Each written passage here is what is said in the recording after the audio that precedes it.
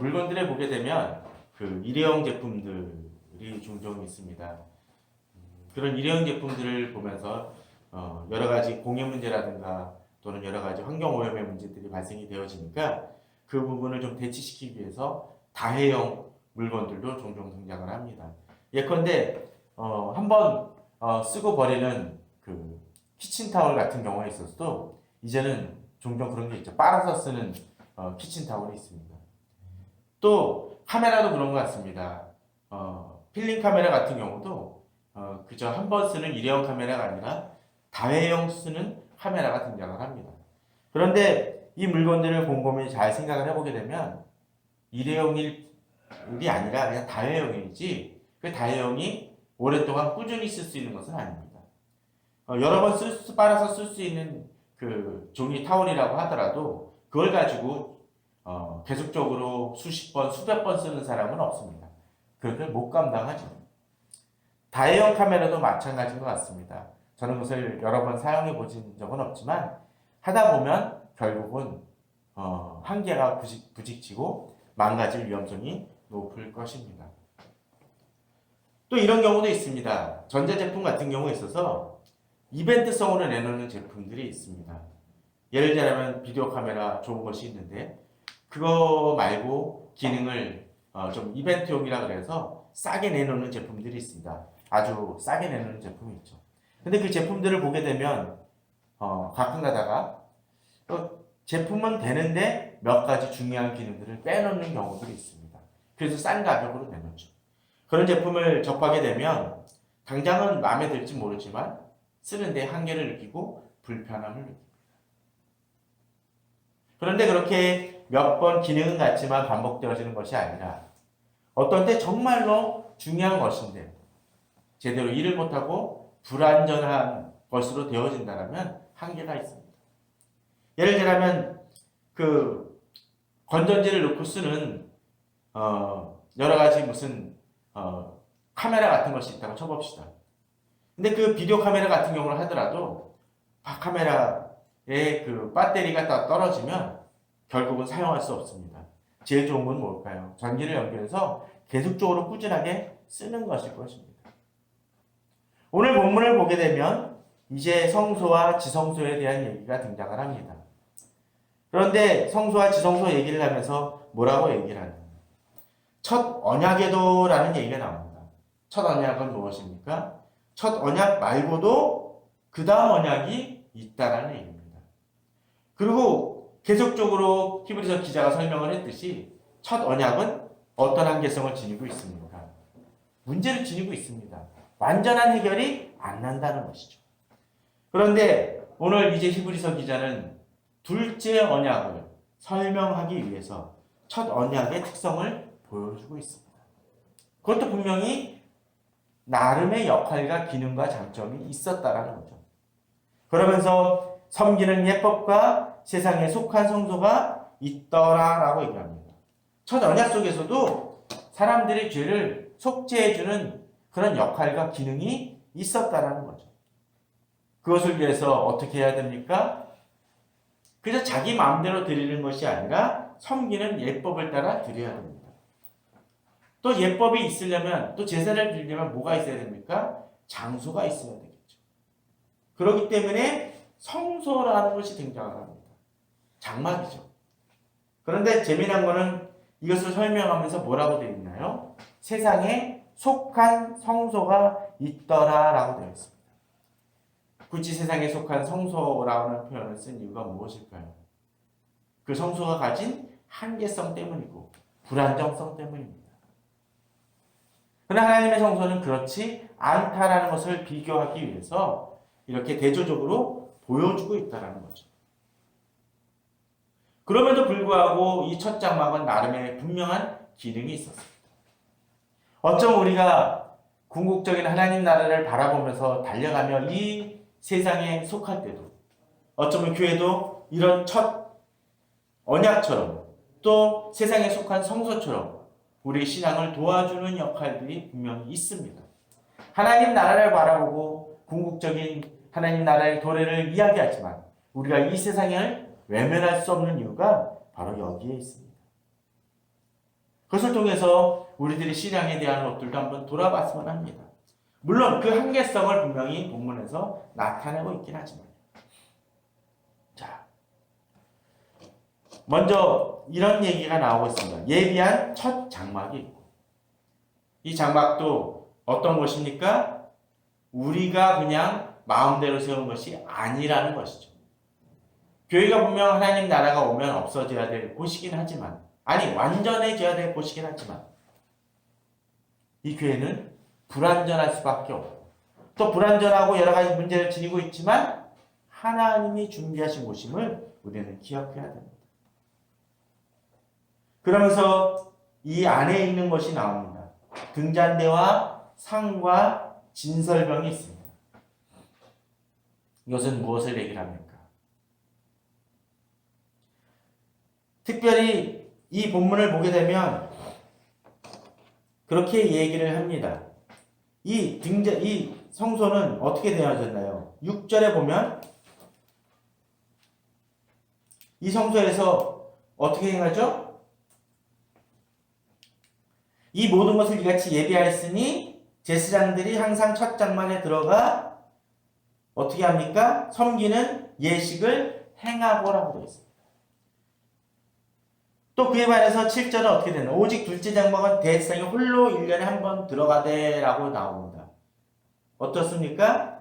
대제사장이 1년에 한 번 혼자 들어간다는 거죠. 그렇기 때문에 6절과 7절은 좀 비교가 됩니다. 6절에서는 대제사장이 아니라 그냥 제사장들이죠. 그리고 복수입니다. 그에 반해서 7절은 대제사장이 홀로라는 것을 통해서 단수입니다. 혼자 들어간다는 것이죠. 그리고 어떡합니까? 6절에서는 매일 들어가는 것 반면에 7절에서는 1년에 한 번 들어간다고 되어 있습니다. 저는 이것을 보면서 좀 그런 생각을 해봅니다.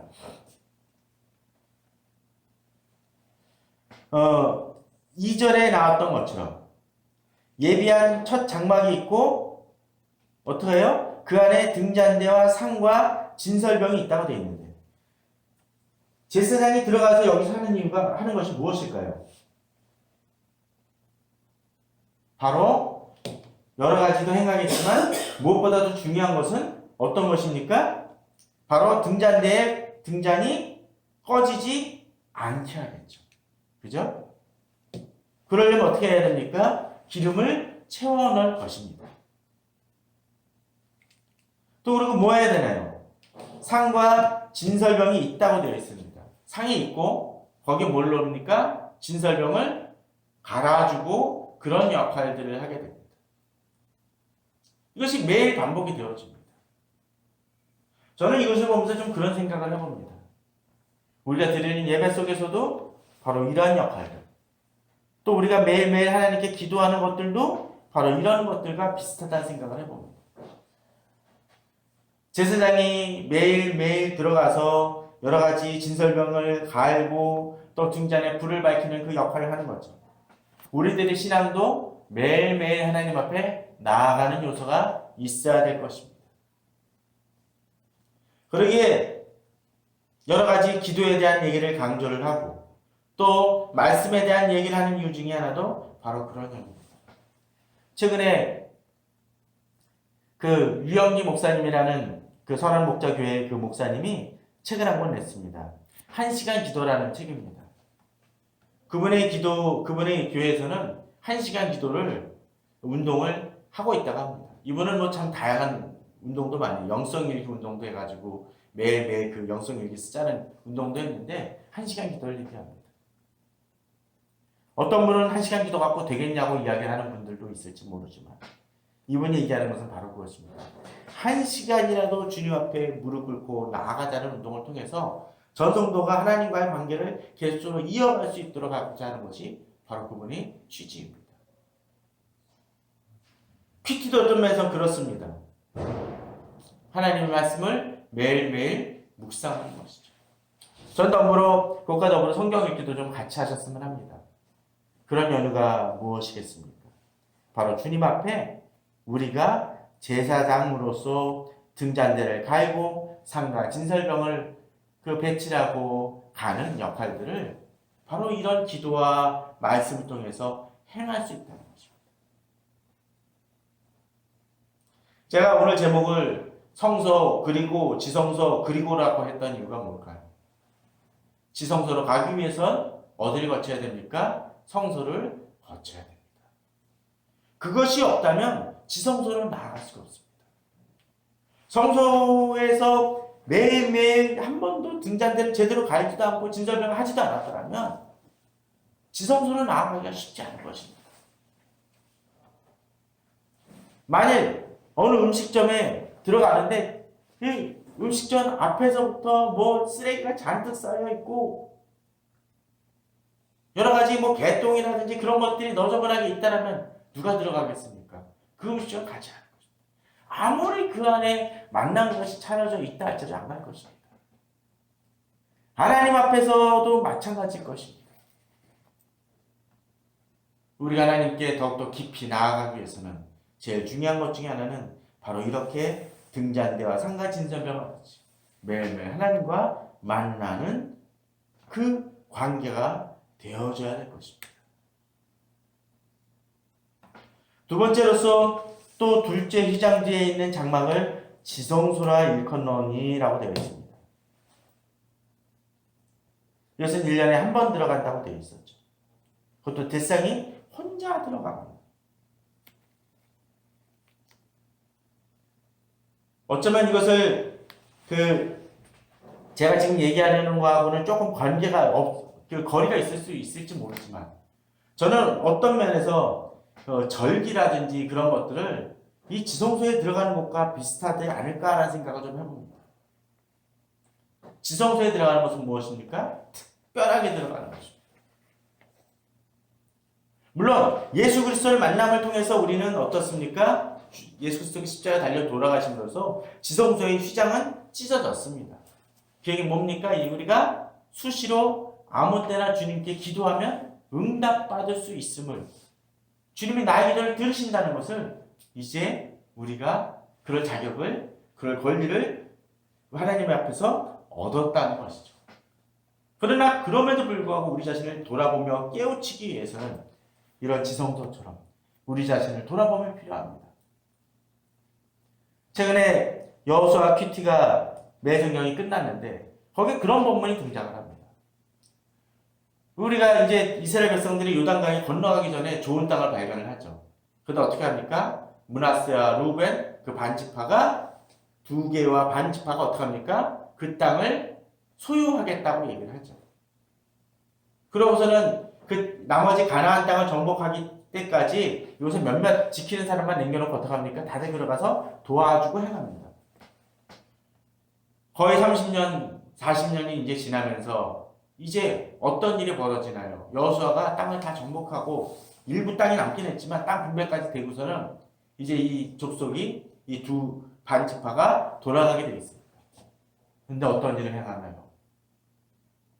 요단강 저편에서 커다란 돌기둥을 세웁니다. 그러니까 이스라엘 백성들이 들고 일어납니다. 아니, 여기서 우리들이 예배를 드려야 되는데 저기다 또 다른 곳을 세우니 우상 숭배하려고 하는 것이냐? 아니면 예배를 제사를 드리는 것을 분산시키려고 하는데 들고 일어나서 그들을 치려는 마음까지 가지면서 갑니다. 너희들이 무슨 짓을 행하고 있느냐? 그러다 우리들이 하나님께서 벌받고 이렇게 40년 더 떠들어온 거 아니냐라고 따집니다. 그랬더니 이들이 하는 이야기가 있습니다. 무엇입니까? 우리가 이곳에서 제사 드리려는 것이 아니다. 단지 우리가 이제 하나님을 알고 이렇게 관계를 알았던 지금은 괜찮은데 나중에 후손들이 등장하고 그 역사를 기억하지 못하는 백성들이 일어났을 때 어떤 일이 벌어지겠느냐? 너희들은 하나님과 관계없는 다른 족속이다라고 이야기할 때가 오지 않을까라는 두려움이 있다라고 얘기합니다. 그래서 뭐합니까? 이들과 이 가나안 저편 요단강에 있는 사람들과 지파들과 우리들은 같은 사람들이라는 것을 증거하기 위해서, 기억하기 위해서 이런 표지를 세운다고 얘기를 합니다. 그제서야 이스라엘 백성들은 이제 이들을 칭찬을 하죠. 제가 굳이 이런 얘기를 드리는 것은 바로 그런 것입니다. 아마도 이제 저희들은 이제 11월 셋째 주에 추수감사절 예배를 드리게 될 겁니다. 한국교회에서 제일 중요하게 여기는 몇 가지 그 절기 중에 하나가 추수감사절, 부활절, 성탄절 등이 있죠. 그런데 이런 것이 어떤 때 보면 날짜도 틀립니다. 크리스마스, 성탄절도 정확하게 12월 25일이라고 말할 수 없습니다. 추수감사절도 어떤 면에서 마찬가지입니다. 그걸 갖고 그래서 어떤 분들은 추수감사절 예배를 드릴 필요가, 절기를 지킬 필요가 없다고 얘기하시는 분들도 있습니다. 부활절도 어떤 면에서 정확하지 않을 수 있습니다. 그럼에도 불구하고 이런 예식들과 절기 주일들이 중요한 이유가 무엇일까요? 그 절기를 통해서 우리 행하는 것이 무엇입니까? 바로 예수 그리스도의 죽음과 부활을, 고난을 다시 한번 깊이 묵상하는 것입니다. 추수감사절도 역시 마찬가지입니다. 도시에 있는 사람들이 농사 짓습니까? 없습니다. 그런 일 하지 않습니다. 그러나 그럼에도 불구하고 그것을 통해서 하나님이 내게 베푸신 은혜들을 돌아보는 시간을 경험하게 됩니다. 1년에 단 한 번이라도 제대로 말이죠. 근데 그것을 무시할 때 우리는 잊을 수 있습니다. 특별히 본문은 뭐라고 되어 있나요? 그 장막의 지성소를 일컫는데 그 안에 뭐가 있습니까? 금향로가 있습니다. 사면을 금으로 싼 언약궤가 있습니다. 그 안에 만나를 담은 금항아리가 있습니다. 아론의 쌍난 지팡이와 언약의 두 돌판이 있습니다. 이미 앞서서 등잔을 통해서 뭐합니까? 하나님 앞에서 불을 밝혔습니다. 그러나 1년에 한 번은 더 특별하게 금향료를 올립니다. 우리가 매일매일 기도를 하지만 어떤 때는 하나님 앞에서 보다 깊게 나가는 기도 시간이 필요할 수 있습니다. 또 두 번째 뭐가 있습니까? 금으로 싼 언약궤가 있습니다. 본문은 그렇게 얘기합니다. 5절에서 보면 이것에 관하여 이제 낱낱이 말할 수 없노라 라고 이야기하면서도 이것만큼은 얘기를 합니다. 그 안에 뭐가 있었습니까? 만나를 담은 금항아리가 있었습니다. 자, 지금 아마 그런 생각들을 좀 해봅니다. 금항아리를 얘기했었을 때, 또 장막에 그 여러 가지 제사가 계속적으로 드려지고 있었을 때, 이 금항아리는 만나는 정말로 오랫동안 전부터, 어쩌면 수십 년, 수백 년 동안에 거기에 그 금항아리의 만나가 담겨 있었을 수 있습니다. 그것을 굳이 담아두는 이유가 뭘까요? 하나님이 이스라엘 백성들을 광야에서 먹이셨다라는 것을 기억하는 것입니다. 그 얘기는 뭡니까? 지금 이스라엘 백성들에게도 동일하게 하나님께서 먹이신다는 것입니다. 우리도 마찬가지입니다. 우리에게 이 만나를 주신 그 이스라엘 백성들에게 주신 그 기억이 우리에게도 하나님이 동일하게 먹이시고 입히실 것이라는 믿음을 가질 수 있다는 것이죠. 그것을 기억할 때 어쩌면 우리는 추수감사절도 제대로 드릴 수 있을 것입니다. 헌금을 많이 내시거나 그런 얘기를 드리는 것이 절대 아닙니다. 진정으로 하나님 앞에 감사할 수 있어야 된다는 거죠. 제가 지난번에도 이야기를 드렸죠. 한번 그 정치평론가 한 분이 몇 개월 동안에 그 뇌수술 이후에 음식을 제대로 못 삼키고 있다. 1년에 한 번, 몇 개월에 한 번씩 보톡스인가를 맞아야 된다고 합니다.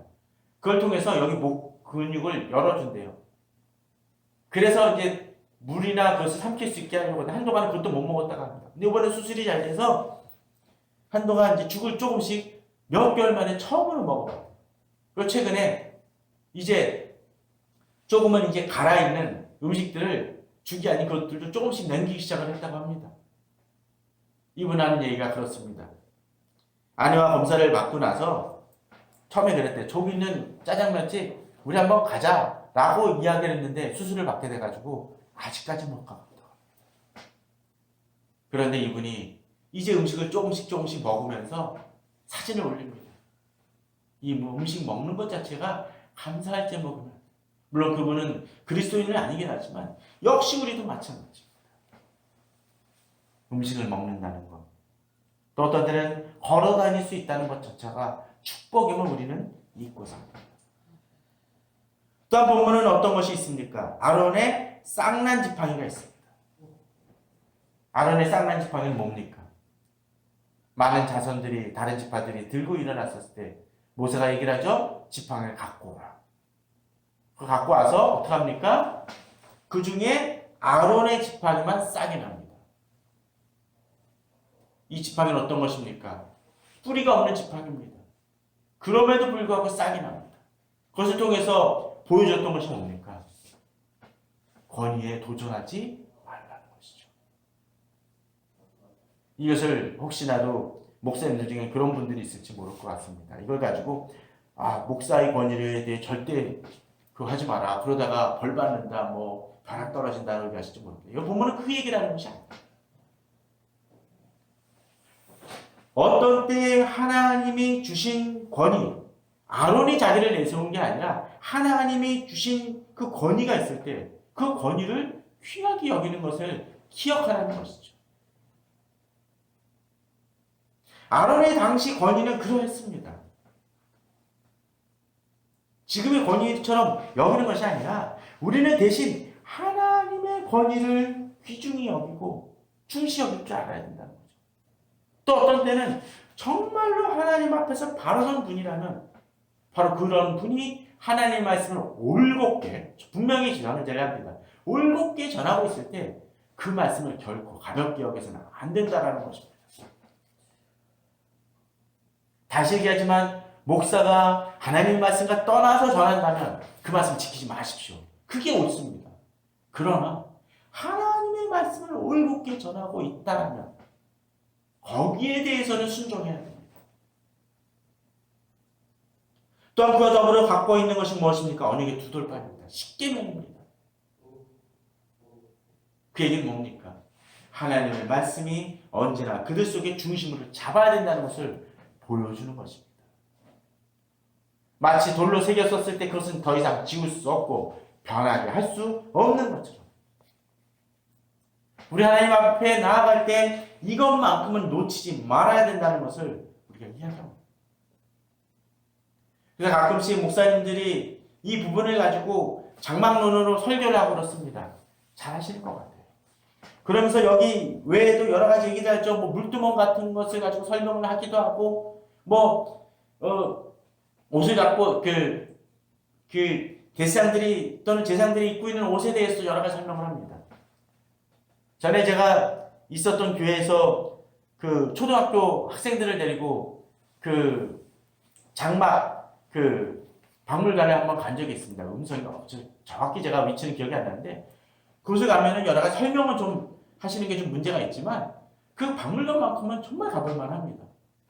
그것을 원형으로 보존하려고 원형으로 한번 하려고 많은 노력을 기울였고 정성을 기울였습니다. 그것을 통해서 볼 때 하나님 앞에 예배 드리는 것이 아주 시각적으로 다가옵니다. 우리가 지금은 그러한 제사를 드리고 있진 않지만 바로 거기에 갖고 있는 하나님 앞에서의 그 뜻과 그 정의를 생각할 때 우리의 신앙은 좀 더 달라질 것입니다. 이 시대는 예배 드림에 있어 열심이 없고 정말로 그에 대한 깊은 마음이 없습니다. 그러다 보니까 어떻게 할까요? 저는 그런 마음을 드릴 때 은혜도 없다고 생각이 들어집니다. 예전에 우리 어머님들 헌금 드릴 때 어떻습니까? 신권 찾아서 드리기도 하고 저희 어머님도 장사들이 하실 때 한동안 예배를 몇 년 동안 제대로 드리시기 힘든 상황이었지만 그럼에도 불구하고 장사 드릴 때마다 신권 생기면 주시곤 했습니다. 이걸로 헌금 드립니다. 중요한 것 같습니다. 어떤 때는 옷을 입을 때조차도 새 옷은 주일부터 시작하는 것도 정말 좋은 일인 것 같습니다. 어떤 때는 속옷도 그렇죠. 속옷이야, 겉옷이야, 교인들한테 보여준다고 하지만 속옷은 누가 봅니까? 그러나 그럼에도 불구하고 그것을 통해서 하나님 앞에서 올곧이 나아가고자 하는 마음이 중요한 것입니다. 바로 첫 언약은 그런 것을 보여줍니다. 그런데 문제는 무엇입니까?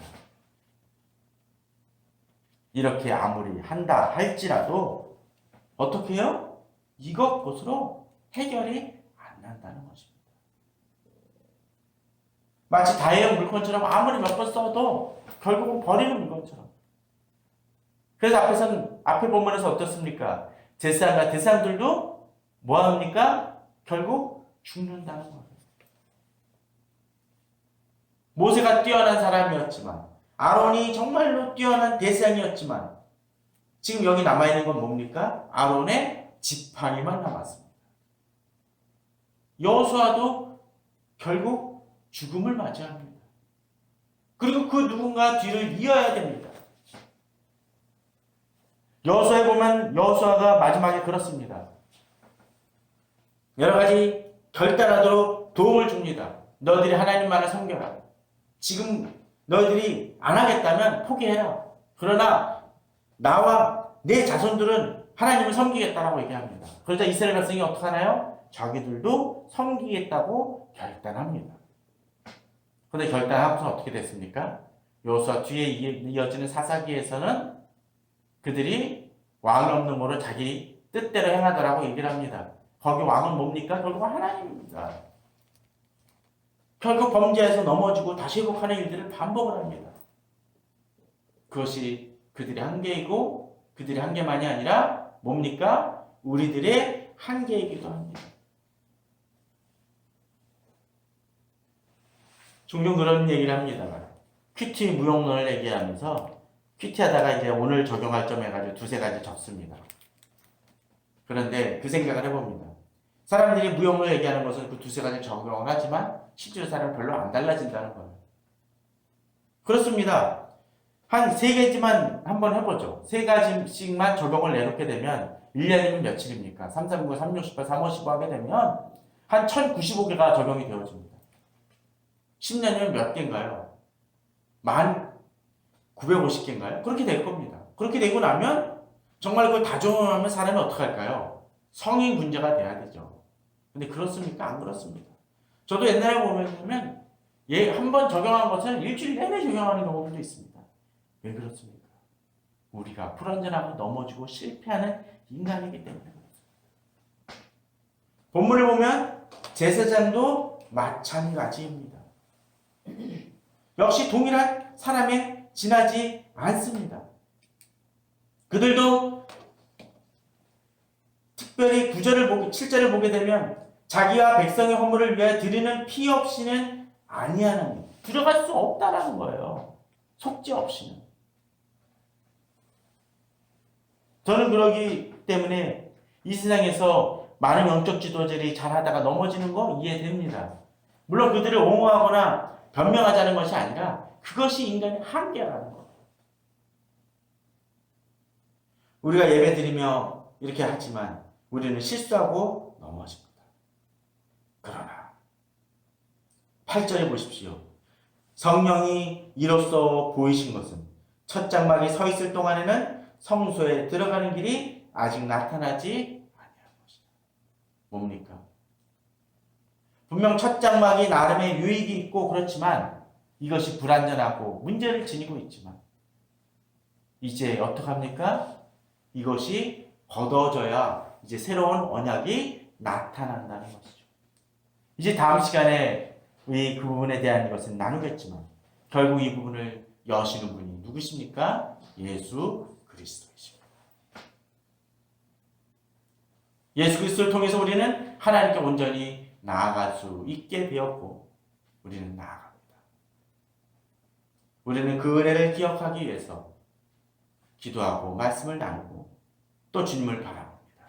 우리는 그 부분에 대해서 다음 주에 또 나누겠지만 저는 오늘 이 첫 장막을 통해서 우리 하나님 나라를 바라보는 우리 관점 속에서 우리 자신이 신앙을 위해서 더 그 나라를 위해서 힘써야 될 것 중에 하나가 바로 이러한 장막에서 나타나는 여러 가지들처럼 기억해야 될 것을 기억하고 훈련해야 될 것을 훈련함을 통해서 변화되어지고 주께 더 충성되어 나가는 우리가 되었으면 합니다. 그것을 통해서 더욱더 주님 앞에서 우리가 구비되어지고 주님을 깊이 만나고 주께 영광 듣는 우리가 되기를 주님의 이름으로 축원합니다. 다 같이 기도하시겠습니다.